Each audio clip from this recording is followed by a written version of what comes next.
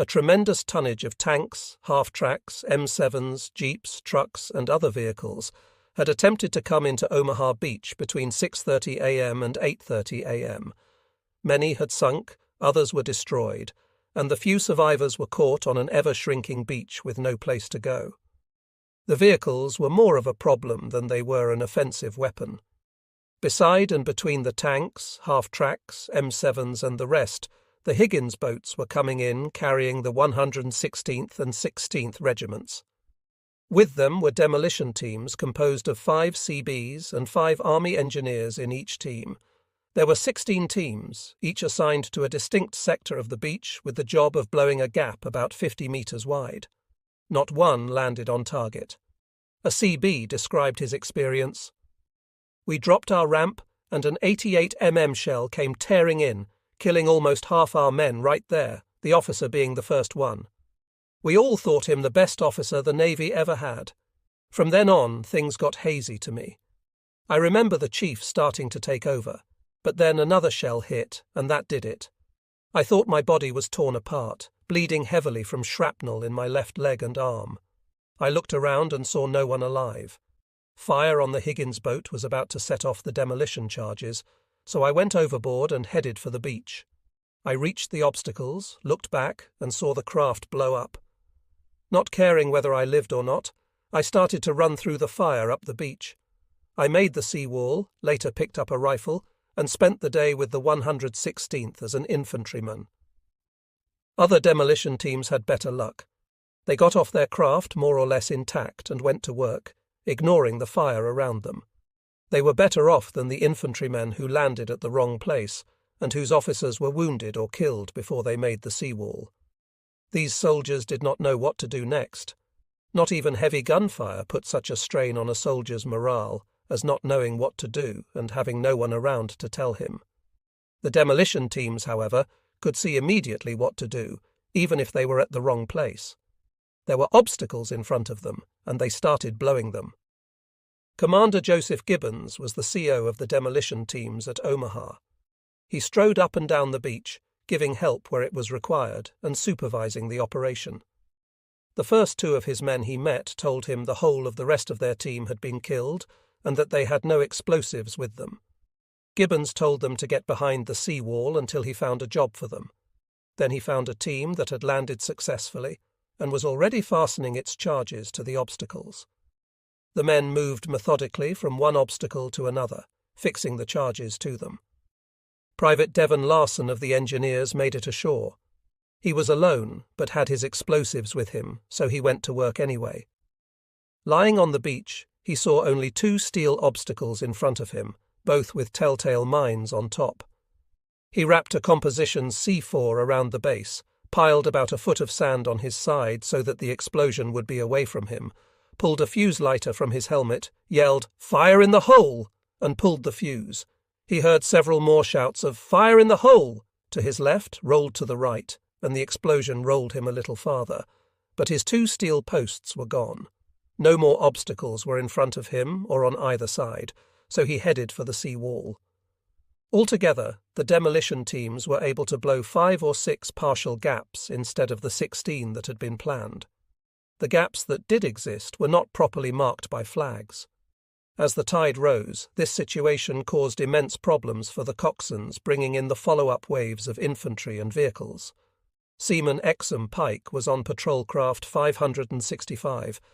The job was to guide LCIs and other craft into the beach, but with landmarks obscured by smoke and haze and with no clear path through the obstacles, PC 565 could not accomplish its mission. It became, in effect, a gunboat, firing its machine guns at the bluff. Pike could see a rain of fire that appeared to be falling from the clouds. Pike remembered seeing a DUW hit an obstacle and set off a mine. I saw the bodies of 2 crewmen blown several hundred feet into the air, and they were twisting around like tops up there. It was like watching a slow-motion Ferris wheel. Then PC 565 took a hit. 6 men were wounded, and blood was gushing down the gunnels of that boat like a river. Recalling the scene 45 years later, Pike commented, I have often told my 2 sons I have no fear of hell because I have already been there. Don Irwin was the skipper of LCT 614. His crew consisted of another ensign, the executive officer, and 12 Navy enlisted men. His cargo consisted of 65 GIs, 2 bulldozers, and 4 jeeps with ammunition-carrying trailers. He was scheduled to go in at 7:30 a.m. As they headed toward the beach, Irwin recalled, "The most ear-splitting, deafening, horrendous sound I have ever heard or ever will took place. The Texas was firing over the top of LCT 614. Irwin looked back, and it seemed as if the Texas's giant 14-inch guns were pointed right at us. Of course they were not. They were aiming at the bluff. You'll never know how tremendously huge a battleship is until you look up at one from fairly close by, from an LCT. Irwin was headed toward Easy Red. So far, no Americans had landed on that section of the beach. To Irwin, it seemed tranquil. He allowed himself to think that the briefing officer had been right when he said, "There won't be anything left to bother you guys when you hit the beach. We're throwing everything at the Germans but the kitchen sink, and we'll throw that in too." But as Irwin ran LCT 614 onto a sandbar and dropped the ramp, all hell broke loose. They came under intense fire, mainly rifle and machine gun. When the first 2 men from the craft went down in water over their heads, Irwin realized the water was still too deep, so he used his rear anchor and winch to retract. He spent the next hour trying to find a gap in the obstacles where he could put his cargo ashore. Finally, he dropped the ramp again. The bulldozers made it to the shore, only to be blasted by German gunners with phosphorus shells, which started them burning. The GIs were trying to get off, but when the first 2 got shot as they jumped off the ramp, the others refused to leave. Irwin had orders to disembark them. The orders stressed that to fail to do so could result in a court-martial. He had been told that if necessary, he should see to the execution of the order to disembark at gunpoint. But I could in no way force human beings to step off that ramp to almost certain wounding or death. The shellfire had grown even more intense, with pandemonium everywhere, lots of smoke and explosions, and bodies in the water. The men in Irwin's crew who were still at their battle stations, and who had been standing erect on the way to the beach, were now flattened out against the craft, as if they were a part of it. A couple of them were yelling, "Skipper, let's get out of here!" After an hour of trying to get his load of troops and vehicles off, Irwin was ready. It was now 8:30 a.m., and men and vehicles, almost none of them operating, were jammed up on the beach. Not a single vehicle and not more than a few platoons of men had made it up the bluff. At this point, the commander of the 7th Naval Beach Battalion made the decision to suspend all landing of vehicles and withdraw those craft on the beach. Irwin got the order to retract over his radio. He was told that the beach was too hot and that he should go out into the channel, anchor, and await further orders. It was the most welcome order he ever received, but the one that he had the most difficulty in executing. As he began to retract, his LCT suddenly stopped. It was hung up on an obstacle. It could have been panic time, but Irwin kept his head. He eased forward, then back again, and floated free. His crew began taking in the anchor cable, but just when the anchor should have been in sight, it stuck. Try as they might, they couldn't free the anchor. Irwin gave the command, "All engines ahead full." This did cause the anchor to move, and soon coming to the surface was a Higgins boat that had been sunk with their anchor hooked into it. Irwin turned his LCT, gave it a couple of shakes, and freed the anchor. He got out to deep water and dropped the anchor.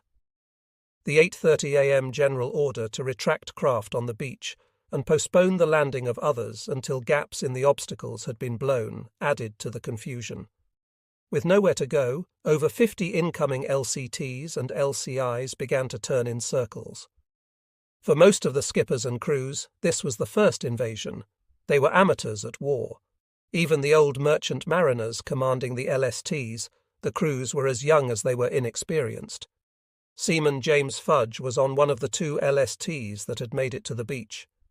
When the order came to get off, this is where their ship got into trouble. Our captain panicked. We had dropped our stern anchor. We had not unloaded a thing. The LST to our right got hit with an 88, and what our skipper needed to do was give the order, haul in the stern anchor, all back full.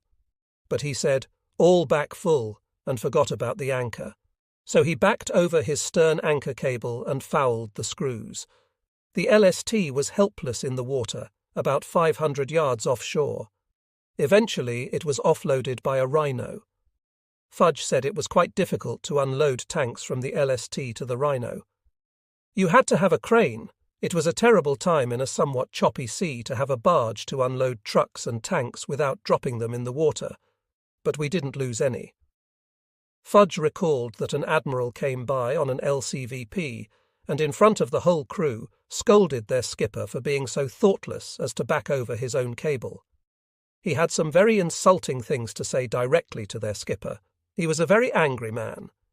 While the LST was being unloaded, Fudge saw a sight that almost every man on Omaha Beach that morning mentioned in his oral history. The incident was later made famous by Cornelius Ryan in The Longest Day.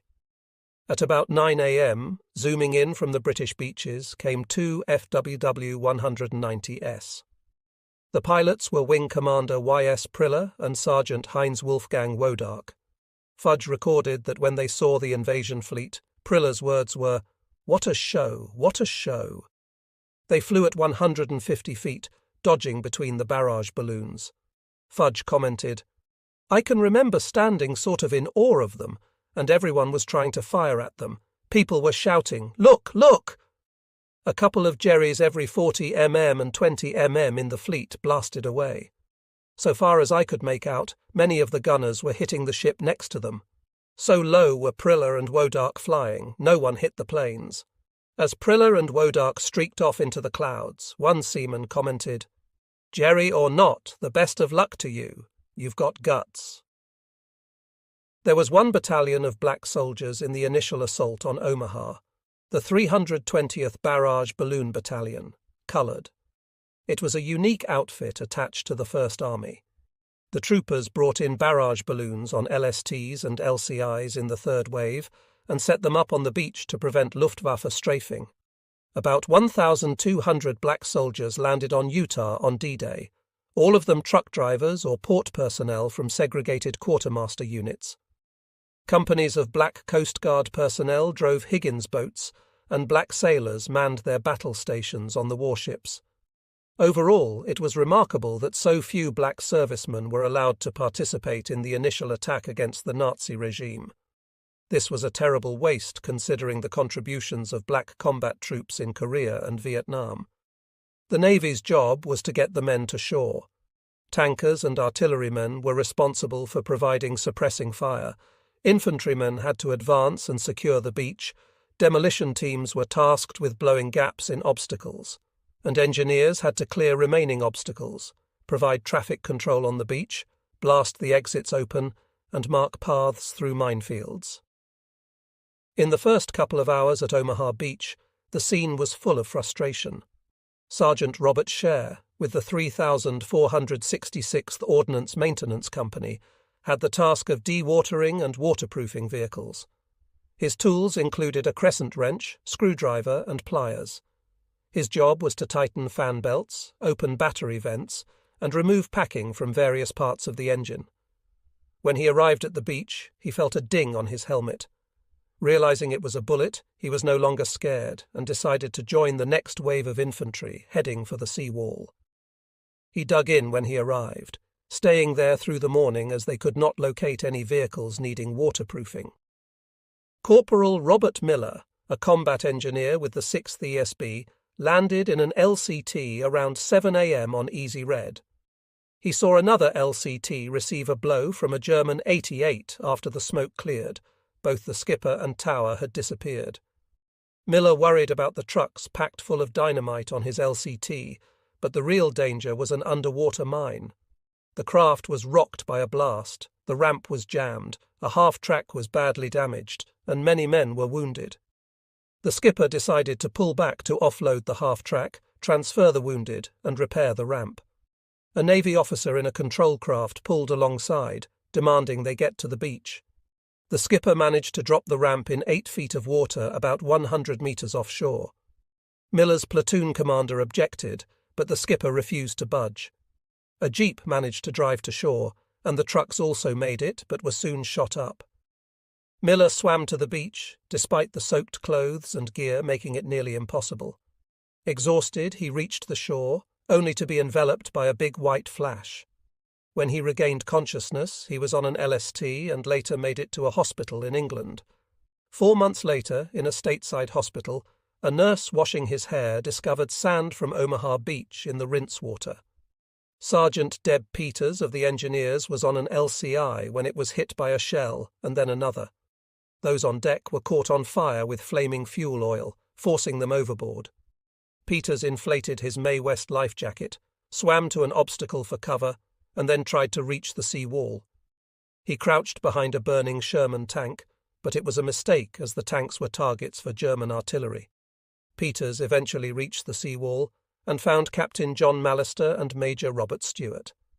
They decided to move out if they wanted to survive. Peters, with no equipment for searching mines other than his trench knife, started marking the route with white tape. He was later hit by machine gun fire, but managed to disable a pillbox with a grenade. Private John Smoginski of the 5th ESB landed on an LCI at 7:30 a.m. His job was to bring in heavy equipment and cut roads through the beach. He saw some men freeze and just lie there, while others calmly cleaned their weapons. Smoginski threw himself down beside his CO, Captain Lou Donovich, who was trying to get things moving. When Smoginski reported that no bulldozers had arrived, Donovich went to check on a half-track that was partway up the exit road. The half-track was shot up and under heavy fire. When Smoginski returned, Donovich was gone. He had climbed into a knocked-out tank, but was hit and killed. Smoginski found some cover, but was exposed to mortar rounds, feeling like he was in a game of Russian roulette. Private Alan McMath, a combat engineer, came in on the third wave. He found swimming difficult, but managed to reach a pole sticking up in the water. He saw a mine on top of the pole and was scared, so he swam to shore. After surviving that ordeal, he picked up a rifle, cleaned it, and changed into dry socks he found from a dead soldier. He eventually found a foxhole where he reconnected with a friend from civilian life. Private Al Litka, also a combat engineer, landed with the first wave on an LCM. His initial task was to carry demolition charges and clear minefields. He fell into a runnel but managed to continue. At the seawall, he kept his focus, fired his M1 toward the bluff, and probed for mines with his bayonet. He marked the route with tape, but was later interrupted by machine gun fire. Litka saw an LCI unloading soldiers, and when a shell hit, it caused chaos. He helped a wounded man into a foxhole, and later joined a corporal from his platoon. Back on the beach, Litka witnessed a tragic incident where a tank crushed a wounded soldier who had sought shelter behind it. Later, he had a moment of intense satisfaction when he guided a brigadier general and a colonel to the top using his marked path. Private John Marr, an engineer, followed Litka's path. His team, carrying various equipment, landed at the wrong place. They tried to stick to Litka's marked path, but found themselves in the wrong location, which led to frustration and a sense of helplessness. Lieutenant Colonel Frank W., an assistant beachmaster, was responsible for directing incoming vehicles to open exits. With no clear exits and intense small arms fire, he and his team were under heavy attack. Eventually, he took command and attempted to control the situation amidst the chaos and shell shock. Division commanders issued orders, but things were going awry. They were used to having their way. One comment was, "I'm sorry to tell you, you can't take those units through that exit. You've got to go over there." The response was, "Who says so?" "Well, General, I say so. I'm the traffic control officer here," replied Colonel Paul Thompson. Thompson, who had run the assault training centre back in England, commanded the 6th ESB. He arrived on an LCI at about 8:30 a.m. Very little was going as planned, the way he had trained the assault units to take a fortified beach. Thompson wanted to get things moving. He noticed a group of combat engineers held up by barbed wire on the beach road. Some of the engineers were trying to blow it with Bangalore torpedoes. Having conducted that exercise hundreds of times in training, it seemed to him they were going about it clumsily.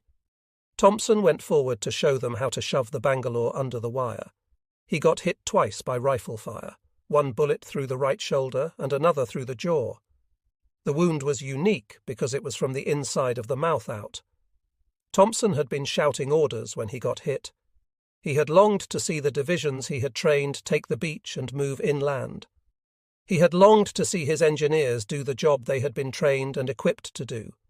He had longed to participate in the fight for the first 1,000 yards, but it was not to be. Thompson's frustration that morning was shared by every survivor of the first 2 hours of the battle, whether tankers, infantrymen, artillerymen, engineers, or demolition teams. Many thought they had failed. When the 8:30 a.m. order to cease landing came through, men were close to despair. At Omaha, at least the fixed defences seemed to have stopped them cold. Private France Goul thought so.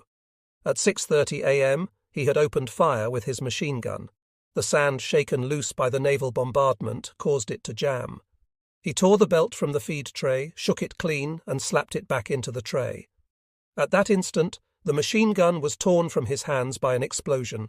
He had no idea how he survived. Goul grabbed his rifle and began firing, as the first closely packed landing troops sprang from their boats, some in knee-deep water, others up to their chests. Within seconds, the first wave of assault troops collapsed after making only a few meters of headway. Assault craft moved leaderless back and forth on the water. On came the second waves of assault craft, and again we opened fire. The beach became strewn with dead, wounded, and shelter-seeking soldiers. They reached the low stone wall, but the safety offered there was temporary. Our mortar crews had waited for this moment and began to lay deadly fire on preset coordinates along the sea wall. Mortar rounds with impact fuses exploded on target. The shell splinters, wall fragments, and stones inflicted severe casualties. The waves of attackers broke against our defences. Guller and his comrades had plenty of ammunition for their rifles and machine guns, plenty of hand grenades stored nearby, and plenty of mortar rounds. They had taken only light casualties when, at 8:30 a.m., transports began turning out to sea without unloading their troops. We believed the Americans were initiating a withdrawal. The CBS on the demolition teams, naval beachmasters, and spotters for the warships were the first Navy men on the beach. The beachmaster's job was to put up flags to guide the landing craft assigned to a particular sector. However, 12 of the 16 beachmaster teams never made it to shore, and the 4 who did were in the wrong place. Seaman Robert Yeager was on an LCI that hit a floating mine as it was going in, wounding or killing about half the men on board. The skipper dropped the ramp on the left side. The one on the right wouldn't work. A Coast Guardsman swam to shore with a rope. Yeager and infantry from the 16th Regiment used the rope to help themselves get ashore. On the way in, Yeager was hit in the left arm, but it was only a flesh wound. As he could not find any members of his beach party, he picked up a rifle and made his way to the sea wall. There he switched from being a sailor assisting a beachmaster to a soldier. At the sea wall, Yeager heard Colonel Taylor say, "We might as well get killed inland as here on the beach." Yeager pointed to the markings on his helmet indicating that he was a Navy man. Taylor told him to join the infantry. Someone put a Bangalore under the barbed wire. Yeager joined a small group from the 16th and crossed the road only to be pinned down by a pillbox. "I threw a couple of grenades in the pillbox openings," Yeager recorded. "I guess that helped to finish it off." He worked his way up the bluff. Late that morning he participated in a rush on a house that proved to have no Germans in it, but there were 5 Frenchmen in the cellar. A lieutenant told him to escort them down to the beach for interrogation. On the beach, Yeager found that artillery was landing everywhere. He was wounded again. When he came to, he was in the 40th General Hospital in St. Arnaud, England. It was his 18th birthday. The few beachmasters who made it ashore could hardly do their jobs in the chaotic conditions, but they tried to help out as best they could. Seaman William O'Neill was on an LCT. He recalled spotting a beach party member half-crouching, waving his semaphore flags furiously at them. Without much thought, he grabbed a pair of flags and scrambled to the top of the wheelhouse to give him a king, which means go ahead. His message was, "Stay low, keep your head down." O'Neill had some evil thoughts about getting that gratuitous advice. Looking around, he could see that the chances of reaching the beach at that place were very poor, but the chances of being slaughtered by machine gun and mortar fire were very high. He decided to pass his insights on to his skipper. The skipper, Ensign Phillips, was a 90-day wonder, but O'Neill thought he was just great, unassuming, never unjustly critical, a courageous and resourceful leader. It was a privilege to have served with him. O'Neill did not think so much of Phillips's executive officer, another ensign who was a kind man, but in battle became literally paralyzed, unable to give orders or even to move.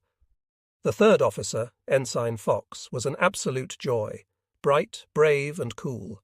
They would do anything for him.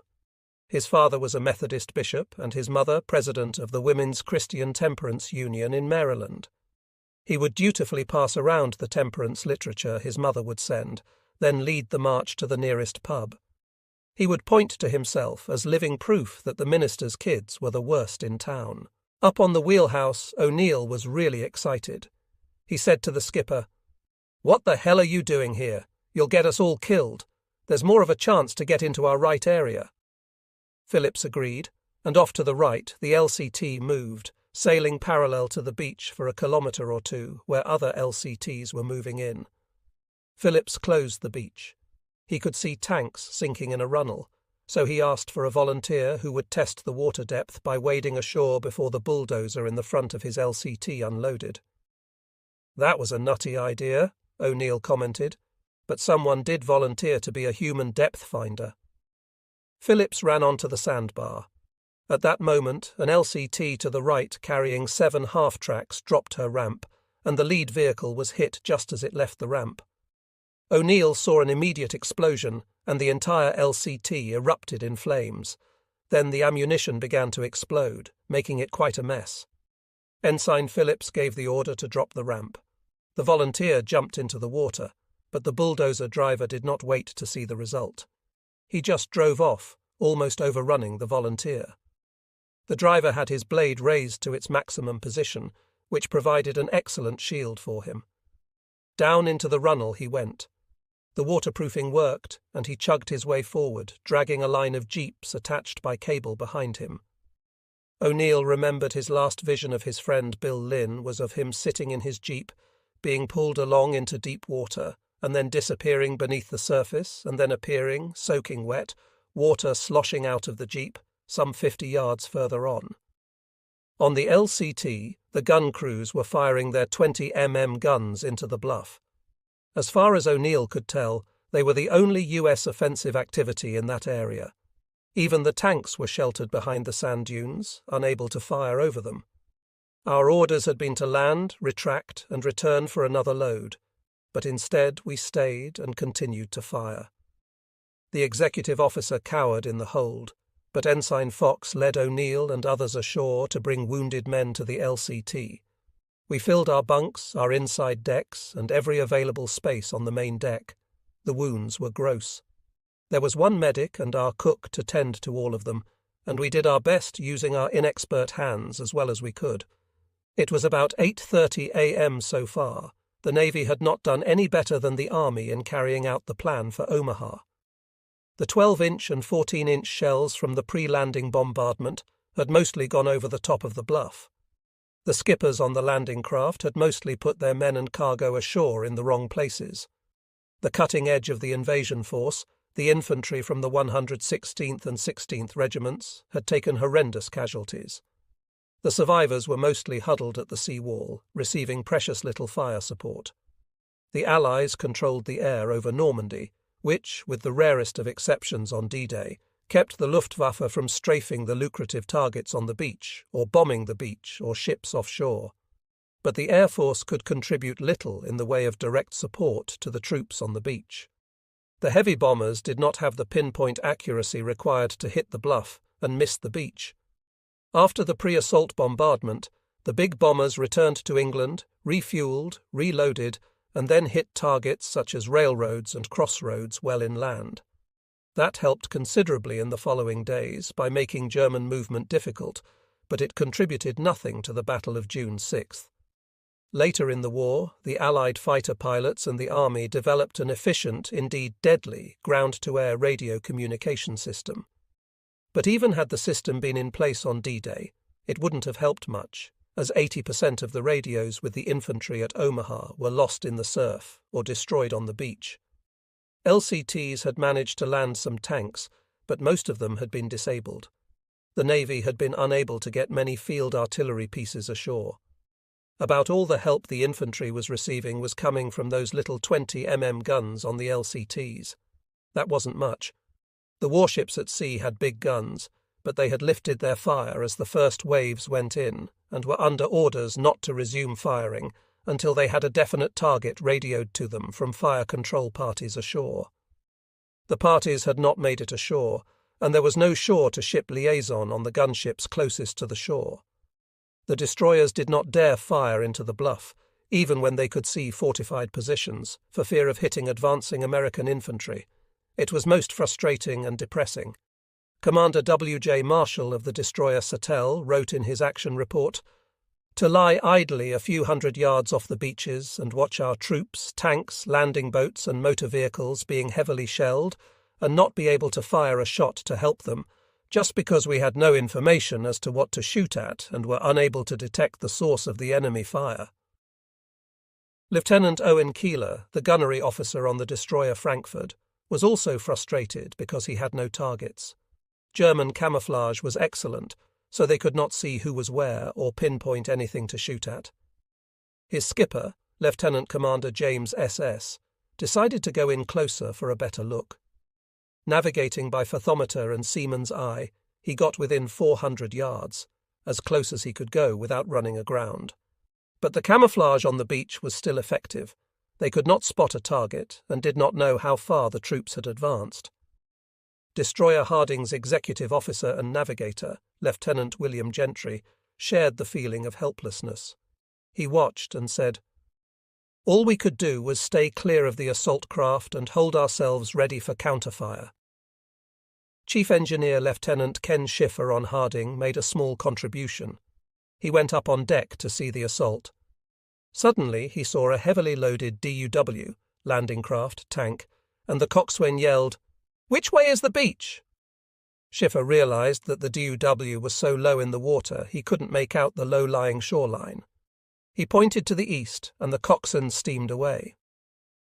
Captain George Palmer of Harding wrote in his action report, "This ship ceased firing while troops landed on the beach, and we commenced patrolling an area about 2,000 yards offshore, searching for targets of opportunity. The smoke on the beach was so heavy that no targets could be seen, and unobserved fire was deemed unsafe." After 2 hours of frustration, skippers began to act on their own responsibility. Lieutenant Commander Ralph Rebel Rye on McCook was among the first to do so. He sailed into the western sector of Omaha, close enough to see that the troops were not getting up the bluff. He began blasting away with his 5-inch guns at the pillboxes, buildings, and dug-in cliff positions. After almost an hour of shooting, one of the German guns fell off the cliff onto the beach, and the other blew up. Private Ernest Hilberg of the 1st Division was on a Higgins boat. The coxswain had received orders not to land yet, so with shells flying past, Hilberg decided they had to find a place to hide. McCook was a great place to hide, so they hid behind it. Other destroyers joined McCook. Lieutenant W.L. Wade commanded an LCI group circling offshore, waiting for orders. He described the scene at 9:30 a.m. Enemy fire on the beaches was terrific. 105 mm, 88 mm, 40 mm mortars, machine guns, mines, everything. Destroyers were almost on the beach themselves, firing away at pillboxes and strong points. The scene looked different to different men. At 8:56 a.m., Harding went to the command vessel for Omaha, Ancon, to pick up Admiral Charles Cook and Major General Thomas Handy, who wanted to observe close in. Harding then cruised the beach, firing as she did so. Admiral Cook declared that the landing was a complete disaster, commenting that the troops were pinned to the beach. However, to Lieutenant Gentry, Harding's executive officer, it seemed as if everything was proceeding according to the book. Troops were moving off the beach inland, enemy fire appeared to have died down, and it seemed the US Army was getting its act together. But Cook kept muttering disaster. At 9:50 a.m., Admiral C.F. Bryant, commanding the gunfire support group off Omaha, call, "Get on them, men! Get on them! They are raising hell with the men on the beach, and we can't have any more of that. We must stop it." Every destroyer at Omaha responded. Skippers took the risk of running aground. Several did scrape bottom but got off, firing point-blank at targets of opportunity on the bluff. Commander Robert Beer on Kami went within 900 meters of the beach, maintaining visual communication with the troops ashore. When he saw a tank fire a single shot at a point on the bluff, Beer blasted the same spot. When he saw riflemen firing at a target, he laid into it with his 5-inch shells. Seaman Edward Duffy was in the radio room of Shurrock. His skipper was engaging shore batteries in what Duffy called Dodge City shootouts. He went through 2 packs of cigarettes and a pound box of lemon drops in 3 hours. It was years before he ate another lemon drop. When he did, it brought back many memories. Down in the radio room, they could hear the projectiles exploding in the water around them. They were below the main deck, just about at water level, so the sounds of explosions reverberated within the steel hull. Duffy was scared, with his life jacket tightly secured. He kept repeating a prayer to the Blessed Virgin Mary. Eventually, he became so tired of being scared that he began paying attention to what the ship was doing. Shurrock moved close in and pounded away point-blank. Duffy could see the battle over his earphones. Spotters reported what was happening, and at one point the rangefinder reported a German officer walking on the crest. The officers suspected he was scouting and spotting for the guns. They trained their main battery and director on his location and sent him a 4-gun salute, a direct hit, which relieved the tension. The destroyer's heroic and risky action had an electric effect on the troops on Omaha. Corporal Robert Miller, who was hit in his spinal column while still on his LCT, saw a destroyer ahead with heavy smoke pouring from its stack. He thought the ship might have struck a mine or taken a torpedo, but the destroyer turned right before becoming parallel to the beach, blazing away with every gun at the position. Puffs of smoke and mounds of dirt flew everywhere on the hillside as the destroyer passed swiftly by. Seaman Jagar on the beach recalled that a destroyer came in as close to shore as it could, firing at a pillbox just over his head. Lieutenant Joe Smith, a Navy beachmaster, remembered seeing the destroyers come right into the beach, firing into the cliffs. Trench guns and men were blowing up where they hit. He said, "There is no question in my mind that the few Navy destroyers that we had there saved the invasion." In his conclusion, Smith spoke for every man who witnessed the scene. "Believe me, I am a destroyer man from that day on."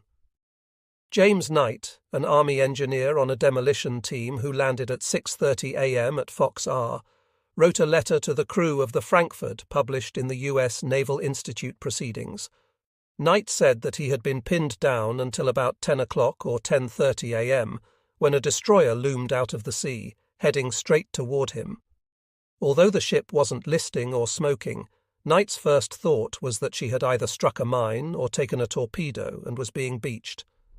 The destroyer began to turn right before becoming parallel to the beach, blazing away with all her guns.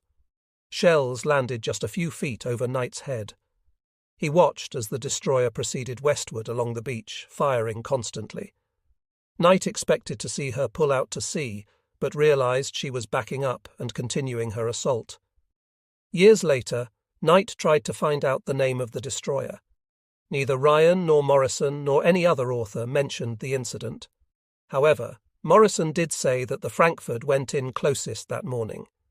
When Knight saw a notice of a reunion for the Frankfurt in the VFW magazine, he attended the reunion in 1989. There he confirmed that the destroyer that had so impressed and helped him was indeed the Frankfurt. In his letter to the crew, Knight wrote, "Regardless of the time of arrival, nearly every living person on Omaha was pinned down from the time he reached the dune line until after you made your cruise. Not long after you swung out to sea, there was movement on the beach, which eventually enabled the infantry to advance up the slope onto the flat land and beyond. Colonel S.B. Mason of the 1st Division wrote to Rear Admiral J.L. Hall on July 8, 1944, after inspecting the German defences at Omaha. Those defences should have been impregnable. Indeed, the Germans had hurled back everything the army had thrown at them, but there was one element of the attack they could not parry. I am now firmly convinced that our supporting naval fire got us in that. Without that gunfire, we positively could not have crossed the beaches. When Major General Leonard Jerrow went ashore at 7 p.m. on D-Day to establish his corps headquarters on the beach, his first message back to General Bradley was, "Thank God for the United States Navy." The Navy was part of a team indispensable to the invasion, especially the destroyers. However, much hard fighting remained before the bluff and high ground could be secured. Even after the Frankfurt and the others had expended virtually all their ammunition and withdrawn, what the Navy had done was to give the men on Omaha a fighting chance. It was up to the infantry to exploit it. The first task was to open the exits and relieve the traffic jam on the beach.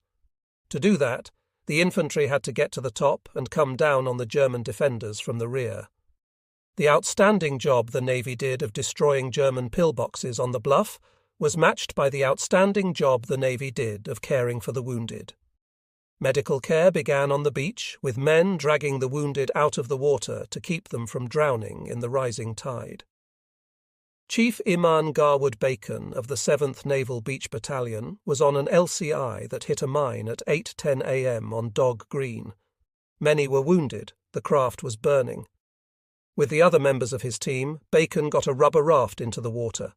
He got aboard while they pitched onto it a radio set and medical packs, plus their weapons and ammunition. As machine gun and rifle fire whined past their ears, they pushed the raft through the obstacles to shallow water, then unloaded the contents on the sand. "Hey, Bacon," Seaman Jonnekin called out. "Do you think that we can make it out to the ship again?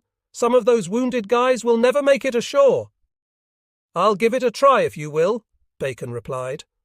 They tossed their packs, Tommy guns and helmets onto the beach, grabbed the raft and began crawling backward out into deeper water again, dodging obstacles and trying to avoid bullets as they picked up wounded men from the water. In a matter of a few minutes, some 15 wounded or non-swimmers were crammed into it or hanging on the outside of the raft. With the help of free hands and feet flailing in the water, they all managed to reach shore once more, where several able-bodied men helped to take the wounded to the protection of the sea-wall and administer first aid wherever possible. An Army Signal Corps photographer took a snapshot of the scene. It became one of the best-known photos of Omaha Beach. Bacon grabbed a carbine, someone had already picked up his Tommy gun, and made his way to the shingle seawall. He saw a group of 50 or so men, all prostrate on the sand or rocks, thinking they were lying there held down by gunfire. He threw himself down between two soldiers and buried his face in the sand. Suddenly, he realized there was no rat-a-tat-tat of a machine gun whining overhead. So he lifted his head cautiously and looked around. The sickening sight that met his eyes froze him on the spot. One of the men he had dropped between was headless. The other was blown half apart. Every last one of them was dead.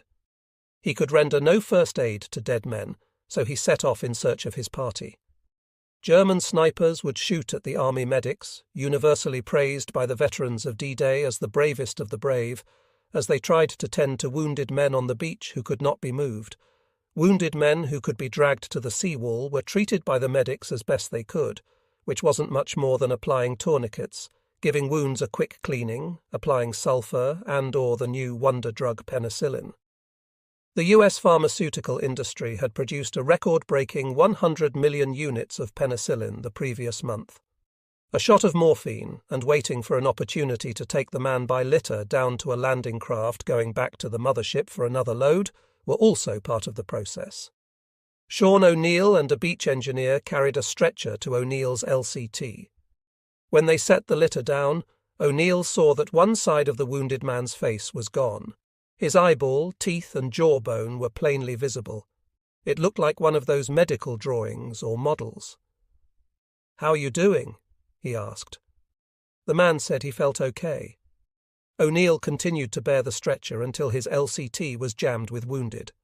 An army medic and the cook on the LCT took over. The medic had some blood plasma, but his supply was soon exhausted. As the LCT moved out toward the transport area where the wounded could be transferred to a hospital ship, O'Neill heard the medic say, "This man's going to need some plasma, or else he isn't going to make it. There isn't any more," the cook said, tears in his eyes. They were still an hour and a half away from the hospital ship. When they finally got there, the ship was ready for them with booms rigged to load litters. The LCT tied up alongside. Hospital corpsmen came off the ship and aboard the LCT with medical supplies of all types. One by one, the wounded were lifted by litter to the ship. Time was the great danger to the wounded. Pain could be endured or handled. A combination of shock and morphine helped. When a medic or a GI administered a shot of morphine, he would tag the man so that another soldier coming along later would not give a second shot. But loss of blood could not be stopped. If the flow could be stopped, and the man put into a doctor's hands on a hospital ship, the chances of survival were good. The crews on the landing craft did their best to get the wounded to treatment. Sergeant Stanley Borowski of the 5th ESB was running a DUKW back and forth from a Liberty ship to the beach, carrying cargo. On the return trips, he brought wounded to the hospital ship, which was anchored about 2 miles out. "I do not wish to comment about the wounded soldiers," Borowski said in his oral history, his voice choking with the thought of what he had seen. "I was glad to get them to the hospital. My prayers are always with them." The LCI on which correspondent A.J. Liebling of The New Yorker was riding picked up some wounded men from Omaha Beach to take out to a hospital ship. 3 of them had to be sent up in wire baskets vertically, like Indian papooses. A couple of Negroes on the upper deck dropped a line which the men made fast to the top of one basket after another. Then the man would be jerked up in the air by the Negroes as if he were going to heaven. A Coast Guardsman reached up for the bottom of one basket so that he could steady it on its way up. At least a quart of blood ran down on him, covering his tin hat, his upturned face, and his blue overalls. A couple of minutes after the last litter had been hoisted aboard, an officer leaned over the rail and shouted down, "Medical officer in charge says 2 of these men are dead. He says you should take them back to the beach and bury them." A sailor on deck said, "The son of A ought to see that beach." The skipper of the LCI refused the absurd order. Sean Ferris Burke was a 16-year-old on LST 285, which served as a hospital ship. "The doctors were outstanding," he recalled. "Just unbelievable.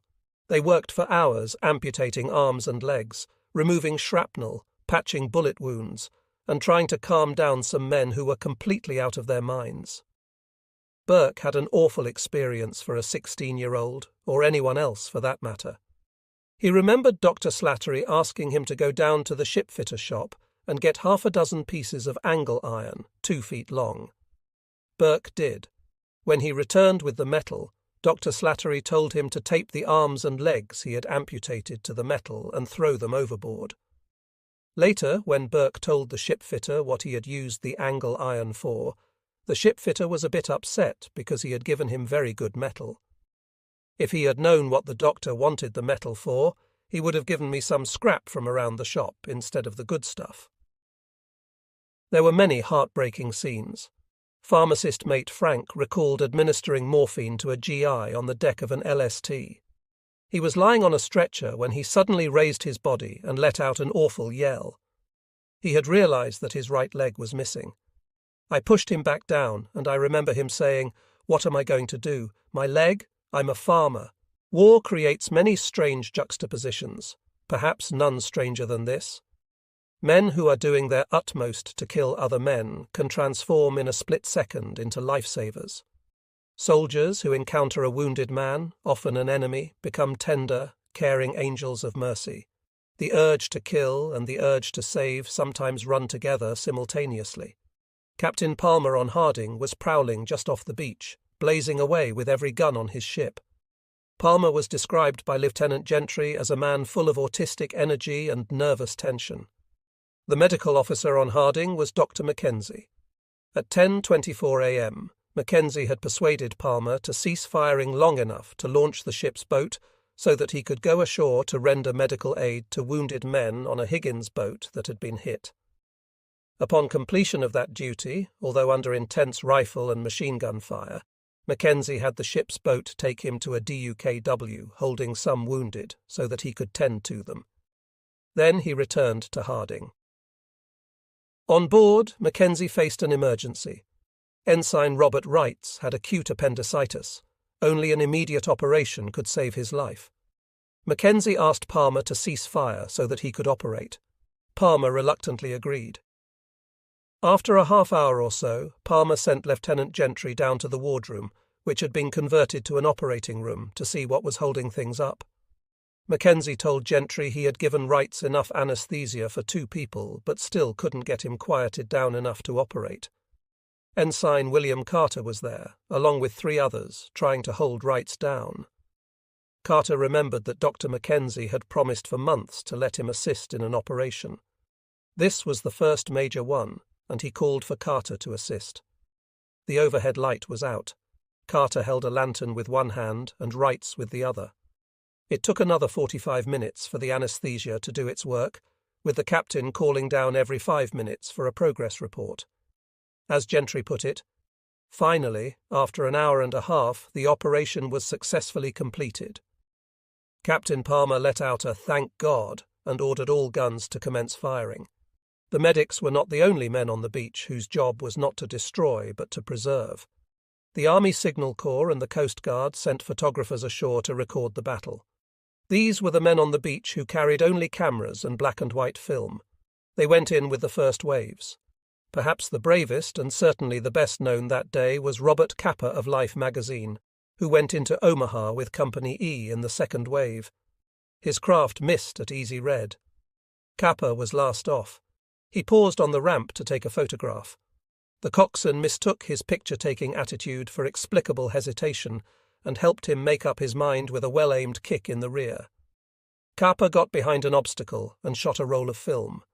He dashed forward to gain the protection of a burned-out tank in waist-deep water. He wanted to get to the sea wall, but could not find any hole between the shells and bullets that blocked the last 25 yards. He stayed behind the tank, repeating a sentence he had learned in the Spanish Civil War, where he had taken one of the best-known photographs of combat in the 20th century of a soldier just as he got hit in the chest. "Esosa muosa muya."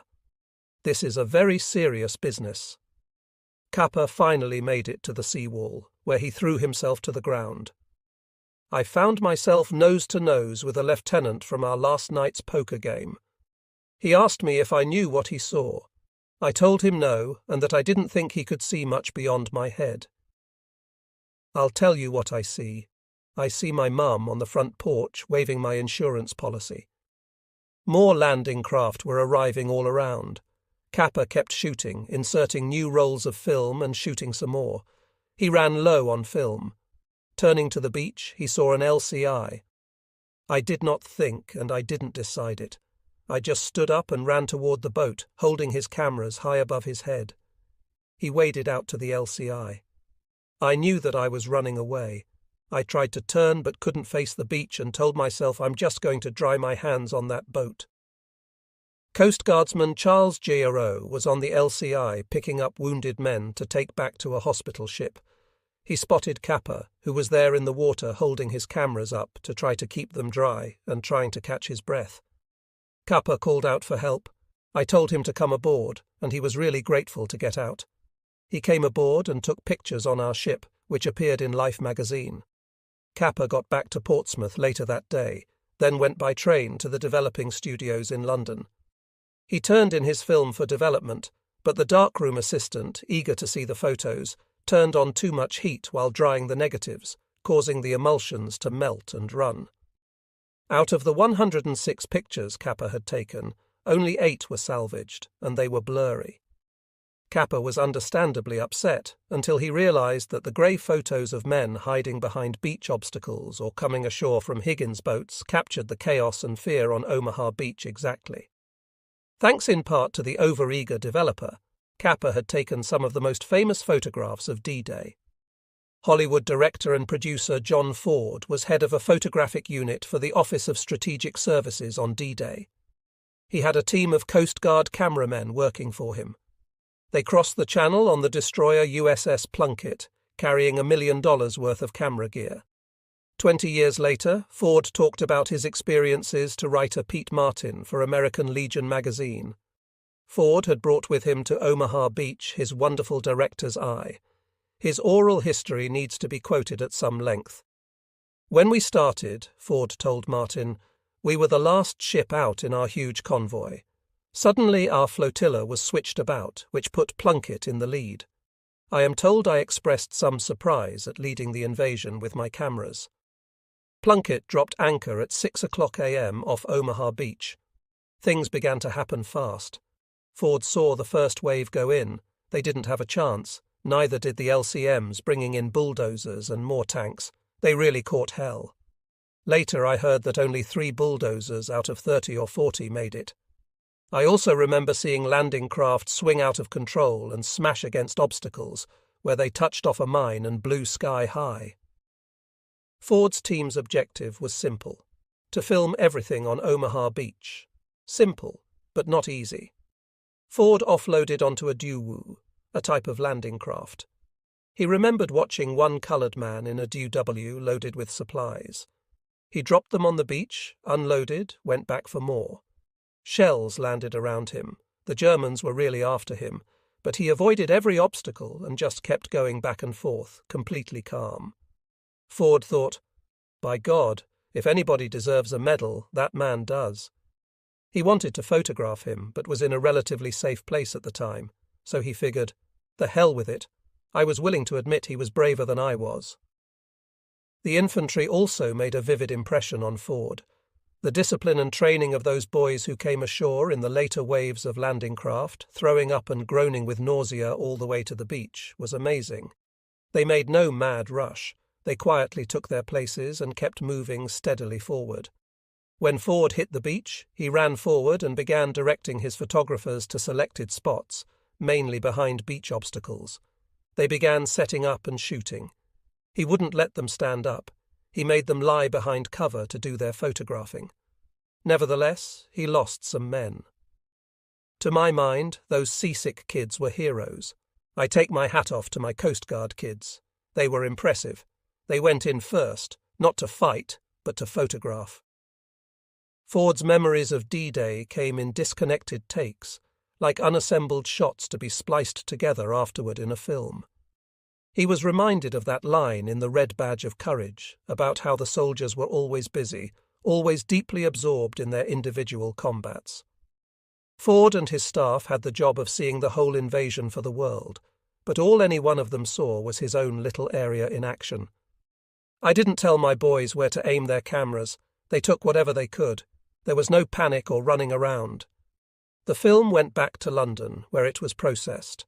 Most of it was in Kodachrome, which was transferred to black and white for release in the newsreels in movie theatres. Ford's cutting unit worked 24-hour shifts, picking out the best parts of the film that had been shot. "I'm sure it was the biggest cutting job of all time," Ford said. "They worked 4 hours on, 4 off, 4 on, 4 off. Very little was released to the public then, because the government was afraid to show so many American casualties on the screen." On the afternoon of June 5th, Lieutenant Colonel James Earl Rudder of the Ranger Force, 2nd and 5th Ranger Battalions, paid a visit to Companies A, B and C of the 2nd Battalion on their transport, the Prince Charles.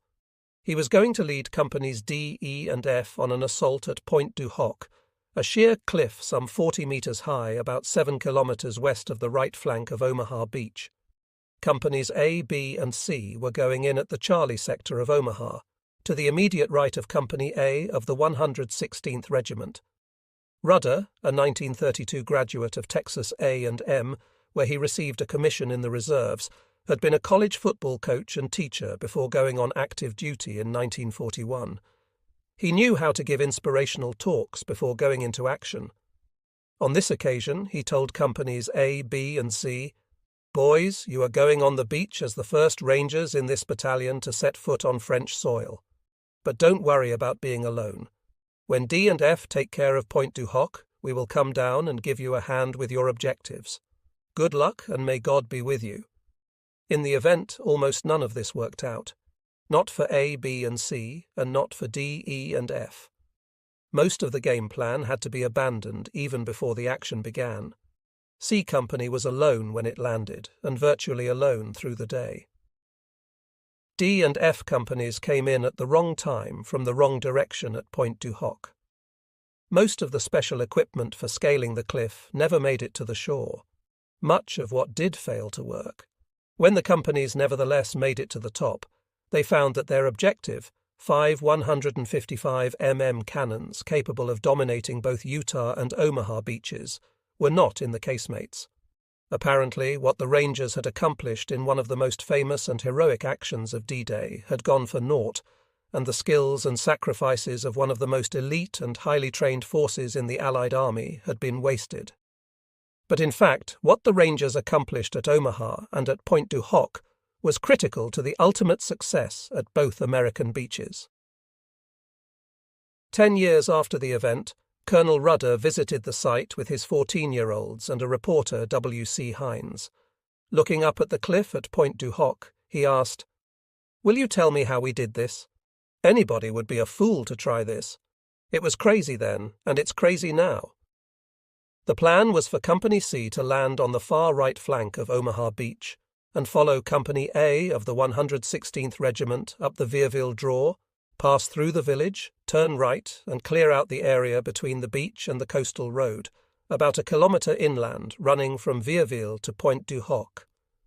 In that area the Germans had some 20 pillboxes, bunkers, 2 brooks, and open gun emplacements, plus a radar station. The schedule called for Company C to accomplish its mission in 2 hours, that is, by 8:30 a.m. Companies A and B would land at 7:30 a.m. at Point du Hoc if given a signal that Rudder needed them there for reinforcement. If no signal was received, presumably meaning that Rudder's force had failed, they would land at the mouth of the Vierville Draw. From that spot, they would move to the high ground, turn right, and proceed west on the coastal road to attack Point du Hoc from the land side. For Ranger Companies A, B, and C, in short, everything depended on Company A of the 116th Regiment securing the Vierville Draw and the village itself in the initial moments of the assault. But Company A of the 116th was wiped out at the beach. Company C of the Rangers came in a few minutes later at 6:45 a.m., in an isolated position at the far western edge of Omaha, just beyond the Vierville Draw. The closest American troops were more than 2 kilometers to the east at Dog Red.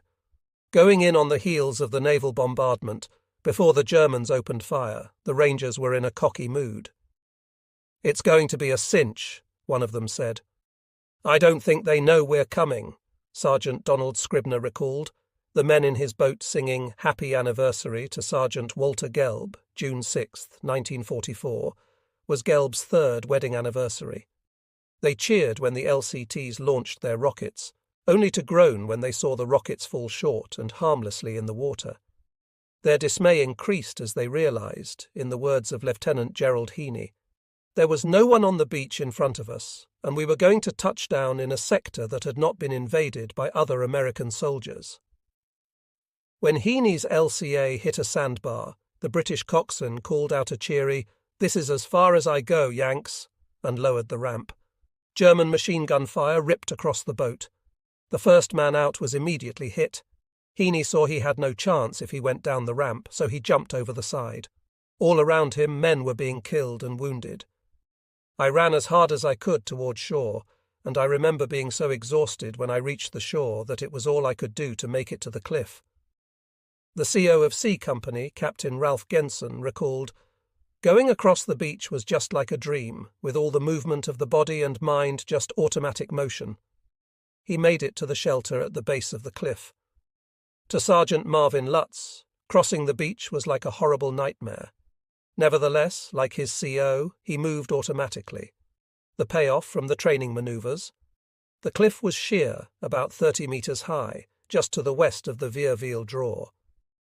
At its base, men were out of sight of German machine gunners, but still vulnerable to mortar fire and grenades dropped over the edge by Germans on top.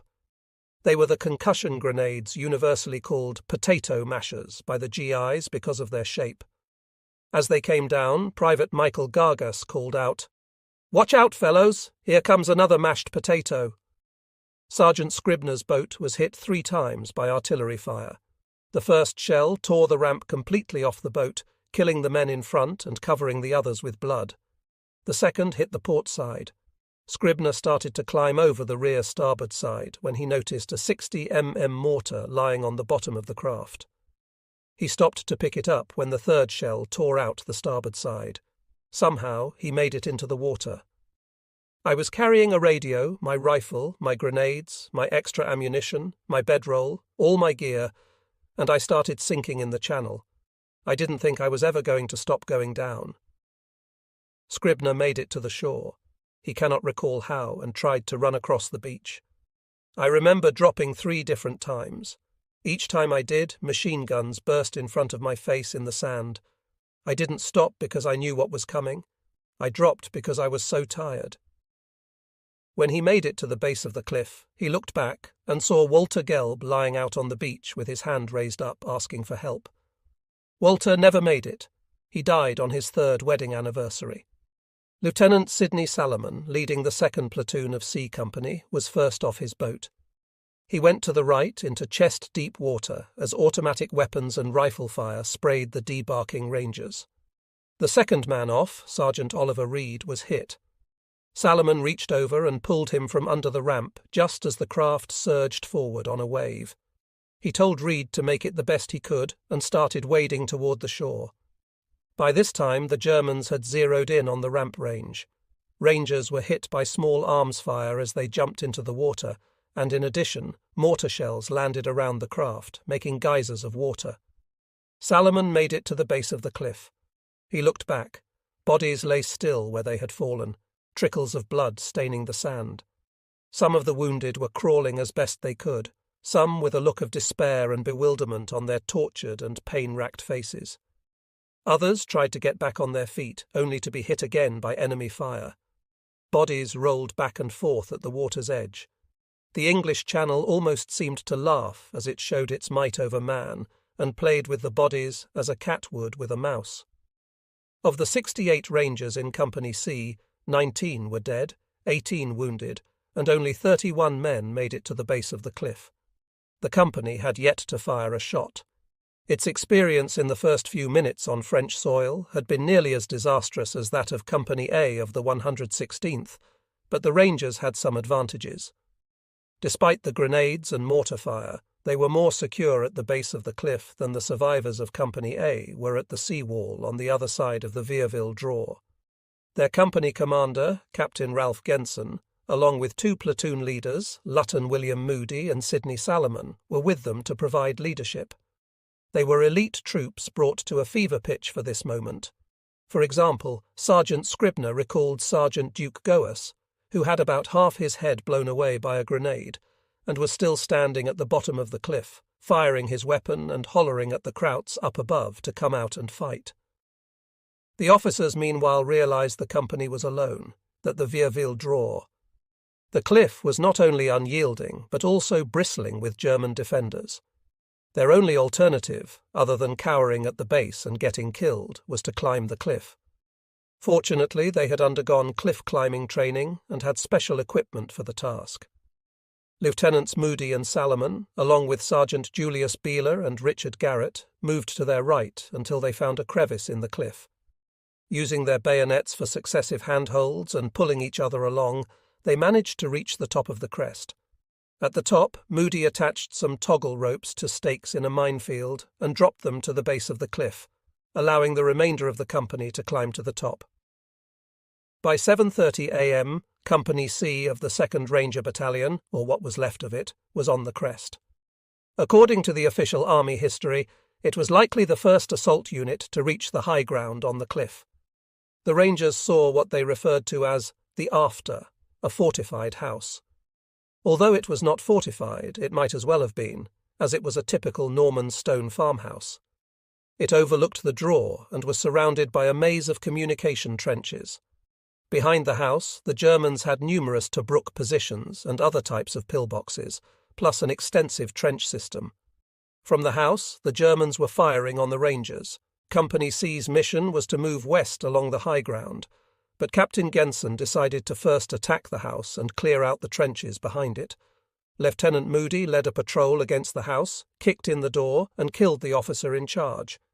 He then began a search through the trenches, but was killed by a bullet through his forehead. Lieutenant Salomon took command of the patrol. They moved through the trenches using white phosphorus grenades to clear out pillboxes. GTS George Morrow and Julius Beeler spotted a machine gun that was enfilading the western end of Omaha Beach, one of those guns that had killed so many Rangers an hour earlier. Beeler, oblivious to his own safety, ran toward the position. He kicked in the door of the pillbox and threw in a white phosphorus grenade. As the phosphorus began to burn on their skin, the Germans abandoned their gun and ran out the door, screaming in agony. Beeler shot them down as they emerged. Not everyone was brave. Lieutenant Heaney recalled an officer, whose name I will not use, who had been one of the most physically active officers during training. We all felt that he would be an outstanding combat soldier, but I found him in the bottom of a slit trench, crying like a baby and totally unable to continue. Sergeant White assigned one of his men to bring him back to the beach for evacuation. This was the last I ever heard of him. Meanwhile, Captain Genson had seen a section of men from the 116th Regiment landing just below the cliff, a kilometre off course. He sent a ranger down to guide them to the top, providing Company C with its first reinforcements. The Germans were constantly reinforcing, bringing men in from the draw and the village via their communication trenches. There were far more German than American reinforcements at Utah. The paratroopers prevented the Germans from sending reinforcements forward to the beach at Omaha. Without the paratroopers, the Germans had freedom of movement behind the beach. An all-day firefight ensued on the cliff to the west of the Ville Draw. Genson was not strong enough to dislodge the Germans. His men would clear out a trench, move on, only to have fresh German troops reoccupy the position. Lieutenant Salomon led a platoon of 3 men.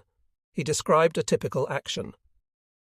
We proceeded further down the trench around a curve and came upon a German mortar crew in a fixed gun position. Some more grenades, more rifle and Tommy gun fire as we continued through the trenches to St. Scribner. It seemed that the day would never end. Lieutenant Salomon despaired, looking down on the beach below. He saw chaos. "Up until noon D-Day," he later commented, "I thought the invasion was a failure, and I wondered if we could make a successful withdrawal and try the invasion sometime again in the near future." For most of the Rangers, this was their first combat experience. It was a mark of how well they had been trained, and a textbook example of what training can accomplish that they completely outfought the Germans in their fortified positions. They did so not by fighting recklessly, but by using basic tactics carried out with enthusiasm balanced by proper caution. The next day, a U.S. Army quartermaster burial party reported the result. There were 69 German dead in and around the fortified house and trench system, and 2 Americans, one from Company C of the Rangers and one from the section of the 116th. This was an isolated action. They were the only Americans on the west side of the Ville Draw and were completely out of touch because all the radios had been lost. They did get some help from the Navy, though not always welcome. Unaware that the Rangers were on the cliff, destroyers fired some 20 mm and 5-inch shells at the position. Sergeant Scribner saw a 5-inch shell score a direct hit on a pillbox. He was amazed that it only put in a dent about 6 inches deep. "Those Germans really knew how to build their emplacements," he said. Sergeant William Lindsay was in a concrete pillbox when it received 2 direct hits from 5-inch shells. He lost a tooth and was knocked silly by the concussion. 3 times during the day he had to be stopped by fellow Rangers from walking off the cliff. That evening he confronted Colonel Taylor of the 116th, red-faced and cursing, accusing Taylor of stealing his rifle, all the while having the rifle slung over his shoulder. The incident gave the Rangers a laugh and a certain sympathy for the Germans caught inside their casemates when 14-inch shells from the battleships exploded against them. "I was worried as all hell on top of the cliff," Sergeant Charles Semchuk later said about the day, "just waiting for the Jerrys to push us back into the channel. They had the chance to do it D-Day night. When we made contact with our A and B companies, my spirits and morale rose 100%. I felt like doing handsprings, for I was so happy. I knew then that the Jerrys had muffed their one chance for victory. I never again want to be in another D-Day." Sergeant Lotz echoed that sentiment. "Brother, I say this. No more D-Day for me if I can help it." Company C had not completed its mission. Indeed, it could be said it never even got started on its mission. Its action was minor in scale, a small unit engagement of inconsequential size when measured by the number of men involved. Yet it was critical. By occupying the Germans on the west side of the Ville Draw and on the cliff, the Rangers diverted some of the machine gun fire that otherwise would have added to the carnage on the beach. By no means did the Rangers do it alone, but without them the passage up the Ville Draw would have been, at best, even more costly, and at worst, no Americans would have gotten up that draw on D-Day. Companies A and B of the 2nd Rangers came in at 7:40 a.m. on Dog Green. The 5th Ranger Battalion came in at 7:50 a.m. on Dog White. To the east of the mouth of the Ville Draw, they became, in effect, a part of the 116th Infantry, to the point that many of the ad hoc fighting units formed on the beach were composed of a mix of Rangers and infantry from the 116th. Thus, the experience of the Rangers on the east side of the draw is best understood when told together with that of the 116th's drive to the top of the bluff, as related in the following chapter. The Allied bombardment of Pointe du Hoc had begun weeks before D-Day. Heavy bombers from the US 8th Air Force and British Bomber Command had repeatedly plastered the area, with a climax coming before dawn on June 6th.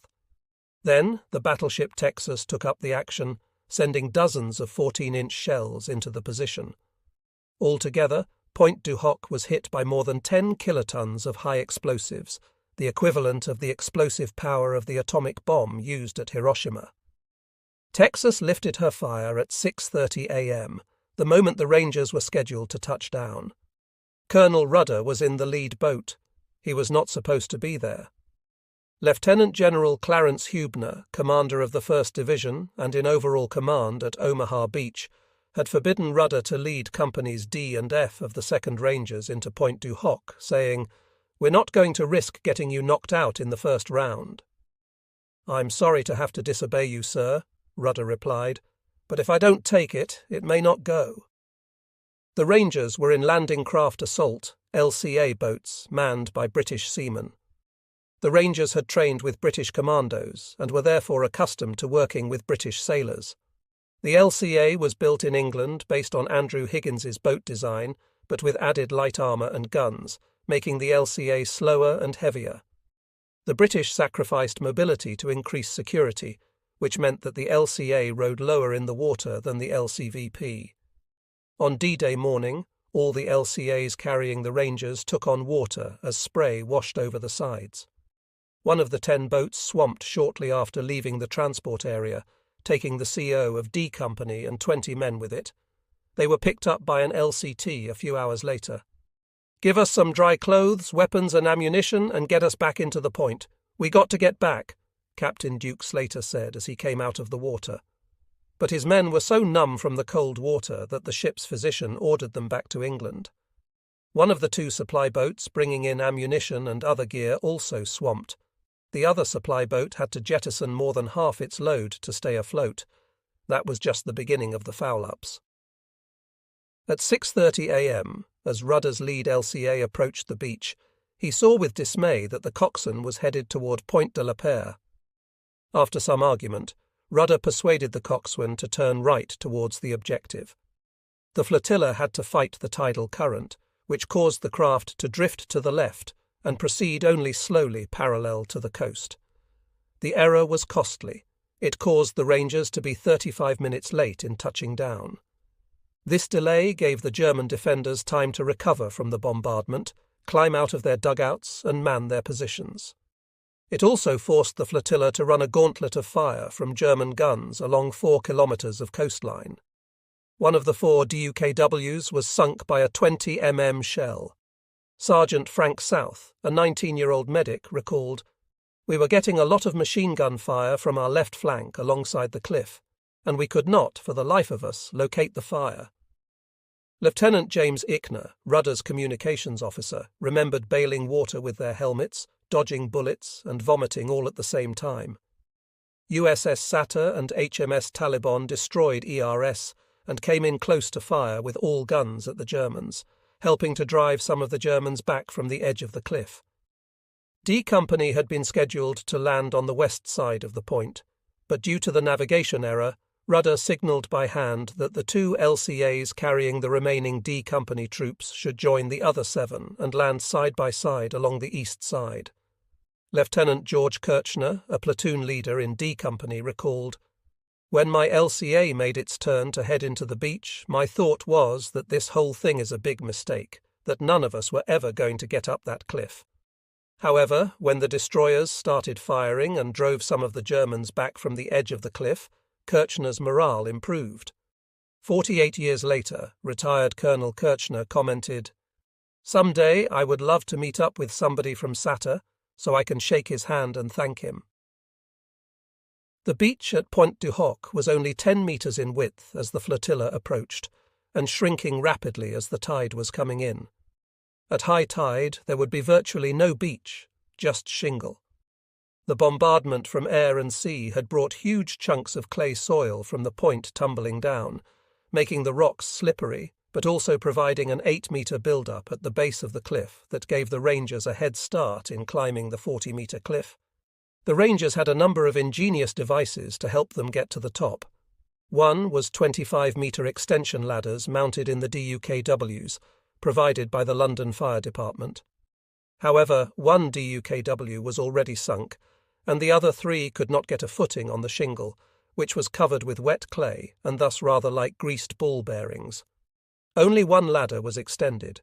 Sergeant William Serson climbed to the top to fire his machine gun, swaying back and forth like a metronome with German tracers whipping about him.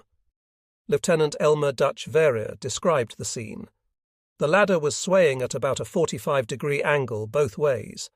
Serson would fire short bursts as he passed over the cliff at the top of the arch, but the DUKW floundered so badly that they had to bring the fire ladder back down. The basic method of climbing was by rope.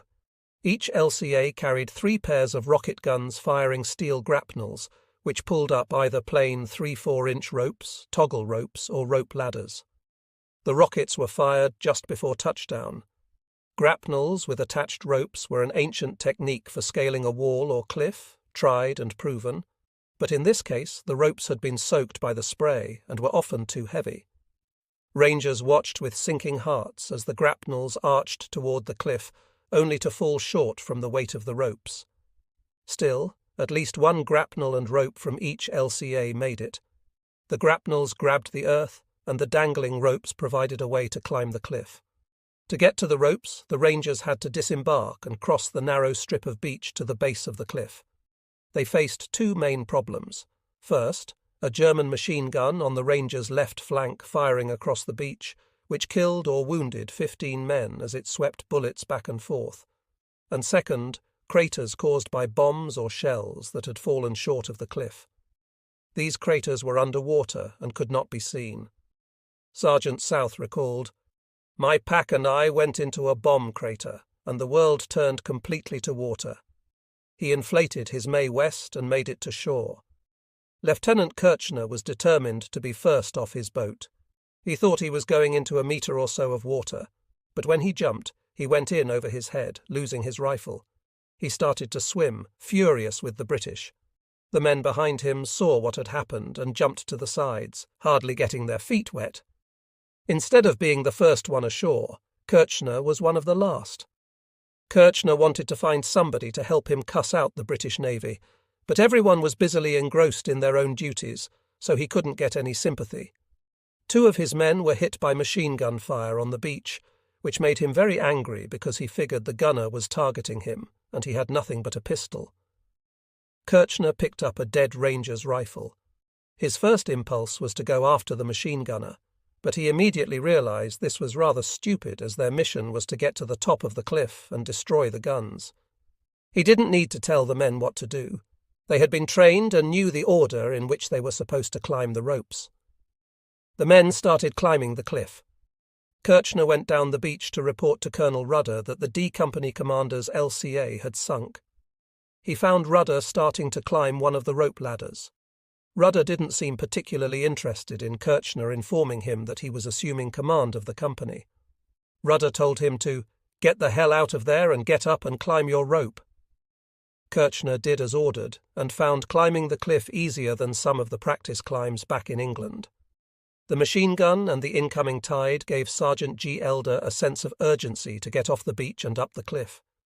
He and his squad free-climbed as they were unable to touch the cliff. When they reached the top, Elder told them, "Boys, keep your heads down because headquarters has fouled up again and has issued the enemy live ammunition." Other rangers had trouble getting up the cliff. Private Sigurd Sundby remembered, "The rope was wet and kind of muddy. My hands just couldn't hold. They were like grease, and I came sliding back down." As he was going down, he wrapped his foot around the rope to slow himself down as much as possible, but still burned his hands. If the rope hadn't been so wet, he wouldn't have been able to hang on for the burning. He landed right beside Sweeney, who said, "What's the matter, Sundby, chicken? Let me show you how to climb." Sweeney went up first, and Sundby followed him. When he got to the top, Sweeney said, "Hey, Sundby, don't forget to zigzag." Sergeant William Elrod Petty, who had the reputation of being one of the toughest rangers, also had trouble with the wet and muddy rope. He slipped to the bottom. Captain Walter Block, the medical officer, told Petty, "Soldier, get up that rope to the top of the cliff." Petty turned to Block, stared him square in the face and said, "I've been trying to get up this goddamned rope for 5 minutes, and if you think you can do any better, you can do it yourself." Block turned away, trying to control his own temper.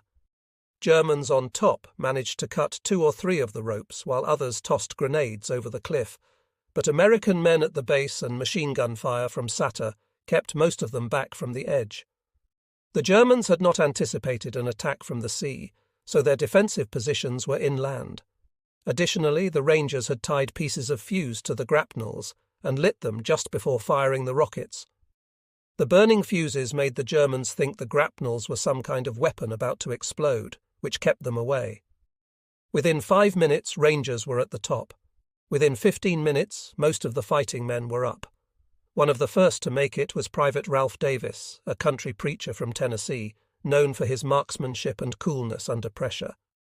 When he got up, he dropped his pants and took a crap, commenting that the war had to stop for a while until he could get organized. As the time reduced the beach to almost nothing and the attack from the sea, although less than 200 Rangers strong, was proceeding, Colonel Rudder told Lieutenant Eichner to send the code message "Tilt" to instruct the floating reserve of A and B companies, 2nd Rangers, and the 5th Ranger Battalion to land at Omaha Beach instead of Point du Hoc. Rudder expected them to pass through Ville and attack Point du Hoc from the eastern landward side. On the beach there were wounded who needed attention. Sergeant South had barely got ashore when the first cry of "medic" went out. He shrugged off his pack, grabbed his aid kit, and took off for the wounded man, who had been shot in the chest. South was able to drag him closer to the cliff. No sooner had he taken care of him than he had to go to another and another. Captain Block set up an aid station as South got over the top of the cliff. Lieutenant Kirchner recalled, "It didn't look anything at all like what I thought it was going to look like." The Rangers had studied aerial photos, maps, sketches and sand table mock-ups of the area, but the bombardment from air and sea had created a moonscape, one large shell crater after another. 50 years later, Point du Hoc remains an incredible and overwhelming sight. It is hardly possible to say which is more impressive, the amount of reinforced concrete the Germans poured to build their casemates, or the damage done to them and the craters created by the bombs and shells. Huge chunks of concrete as big as houses are scattered over the kilometre-square area as if the gods were playing dice. The tunnels and trenches were mostly obliterated, but enough remained to give an idea of how much work went into building the fortifications. Some railroad tracks remain in the underground portions for handcarts used to move ammunition. There is an enormous steel fixture that was a railroad turntable. Surprisingly, the massive concrete observation post at the edge of the cliff remains intact. It was the key to the whole battery, providing a perfect view of both Utah and Omaha beaches. German artillery observers in the post had radio and underground telephone communication with the casemates. The craters are as big as 10 meters across and a meter or two deep, some even deeper. They number in the hundreds and were a godsend to the Rangers, providing plenty of immediate cover. Once on top, Rangers could get to a crater in seconds and begin firing at the German defenders. What most impresses tourists at Pointe du Hoc, who come today in the thousands from all over the world, is the sheer cliff and the idea of climbing up it by rope. What most impresses military professionals is the way the Rangers went to work once they got on top. Despite the initial disorientation, they quickly recovered and went about their assigned tasks. Each platoon had a specific mission to knock out a specific gun emplacement, and the men got on it without being told. Germans were firing sporadically from the trenches and regularly from the machine gun positions on the eastern edge of the fortified area and from a 20 mm anti-aircraft gun on the western edge. But the Rangers ignored them to get to the casemates. To their amazement, they found that the guns were telephone poles. Tracks leading inland indicated that the 155 mm cannon had been removed recently, almost certainly as a result of the preceding air bombardment. The Rangers never paused. In small groups, they began moving inland toward their next objective, the paved road connecting Grand Camp and Vierville, to set up roadblocks to prevent German reinforcements from moving to Omaha. Lieutenant Kirchner moved forward and got separated from his men. He remembered, "I remember landing in this zigzag trench. It was the deepest trench I'd ever seen. It was a narrow communications trench, 2 feet wide but 8 feet deep. About every 25 yards it would go off on another angle. I was by myself, and I never felt so lonesome before or since, because every time I came to an angle, I didn't know whether I was going to come face to face with a German or not." He was filled with a sense of anxiety and hurried to get to the road to join his men, because he felt a lot better when there were other men around. Kirchner followed the trench for 150 meters before it finally ran out near the ruins of a house on the edge of the fortified area. Here he discovered that Pointe du Hoc was a self-contained fort in itself, surrounded on the land side with minefields, barbed wire entanglements, and machine gun emplacements. This is where the Rangers began running into most of the German defenders on the perimeter. Other Rangers had made it to the road, fighting all the way, killing Germans and taking casualties. The losses were heavy. In Kirchner's D Company, only 20 men were on their feet out of the 70 who had started out in the LCAs. 2 company commanders were casualties. Lieutenants were now leading D&E companies. Captain Otto Masny led F Company. Kirchner checked with the 3 companies and learned that all the guns were missing. At this stage they felt rather disappointed. Not only disappointed, but awfully lonesome as they realized how few men they had there. The lieutenants decided there was no reason to go back to the fortified area and agreed to establish a perimeter around the road and defend themselves while waiting for the invading force that had landed on Omaha Beach to come up.